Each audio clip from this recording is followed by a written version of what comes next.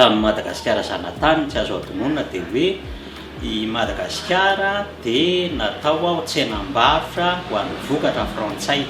zany hoe ny vokatry ny indostria frantsay ohatra hoe ny lamba, ny siramamy sy ny savony sy ny zavatra hafa dia nafarana avy any Frantsa avokoa. Rehefa nisy nefa ilay fahirana dia tsy nisy tonga intsony ireo entan'ireo,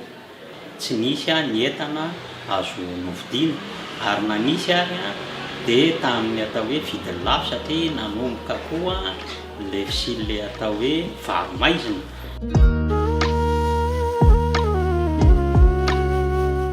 Rehefa tonga ny taty amin'ny taona 1770 517 dia tonga teto Madagasikara ny Britanika,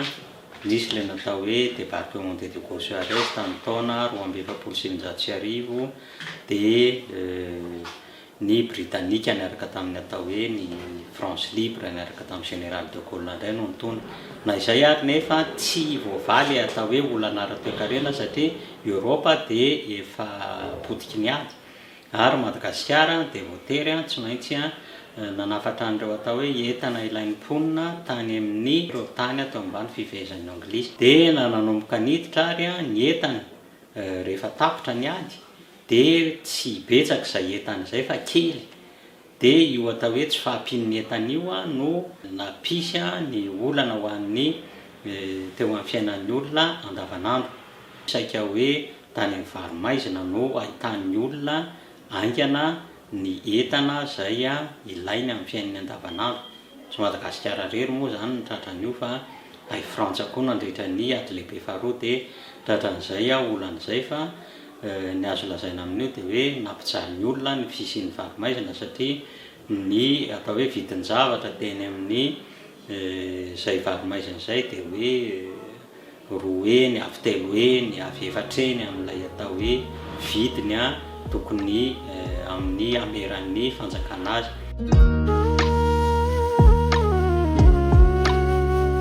Ena ilay fahefa-mividy na pouvoir d'achat satria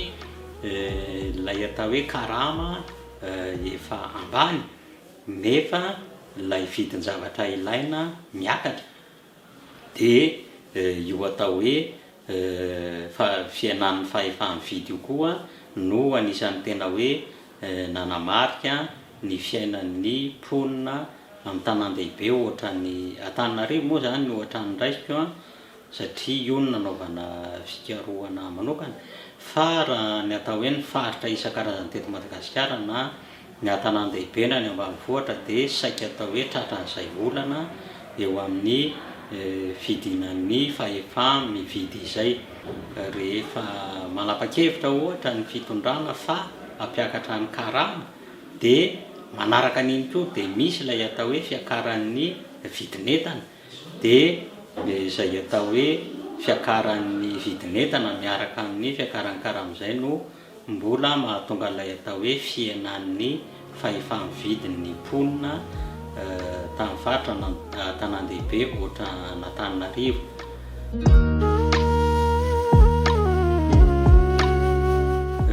Manoloana an'ilay atao hoe tsy fisian'ny entana avy any ivelany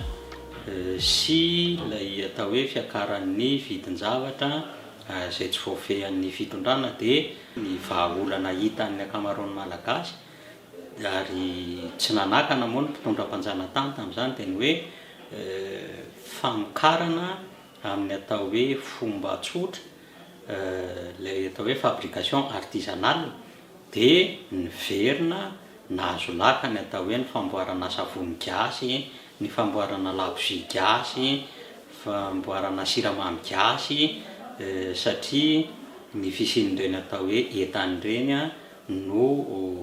manalefaka ilay atao hoe tsy fisiana izay ny iainan'ny mponina tamin'ny faritra an-tanan-dehibe ohatra n'Antananarivo. Ny zavatra tena olana ny ainan'ilay olona ohatra dia ny tsy fisian'ny lamba. Raha hiteraka ny olona tsy misy lamba ho atao lamban-jaza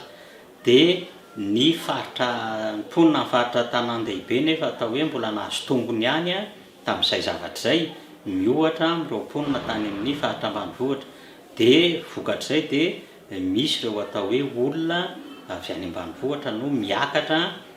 aty amin'ny faritra tanan-dehibe ohatran'ny renivohitra satria hoe aty mbola afaka ahitana ihany an'ireo atao hoe zavatra ilaina amin'ny fiainana andavanandro ohatran'ny lamba nefa tsy hita any amin'ny faritra ambanivohitra. Dia ny antony faharoa koa hoe aty amin'ny faritra tanan-dehibe mbola ahitana asa ihany na eo ary ilay atao hoe tsy dia fandehanan'ny toe-karena miohatra amin'ny faritra ny ambanivohitra, izany hoe napisy ny atao hoe fifindra-monina ihany koa ilay olana nateraky ny ady lehibe faharoa teto Madagasikara amin'iny lafiny anankiray iny.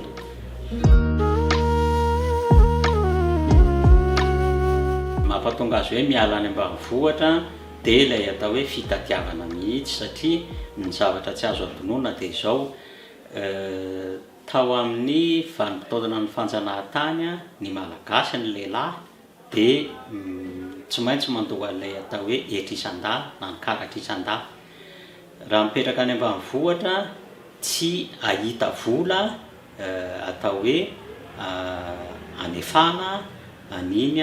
karatra isan-dà iny, fa raha aty amin'ny faritra tanan-dehibe dia mety afaka mahita azy dia afaka mandoa an'izay karatra isan-dà izay mba tsy atao hoe hiaran'ny sazy avy amin'ilay fitondrana mpanjanantany. Ary miresaka an'ilay hoe fifindrana avy any ambanivohitra makaty tanan-dehibe,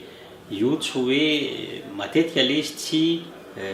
fianakaviana iray manontolo ny tena mandeha fa ilay raim-pianakaviana na ireo atao hoe tanora izay tsy maintsy hoe voatery tady asa ahazoana karama ahafahana manefa an'ilay karatra isan-dà no tena mandeha mifindra aty amin'ny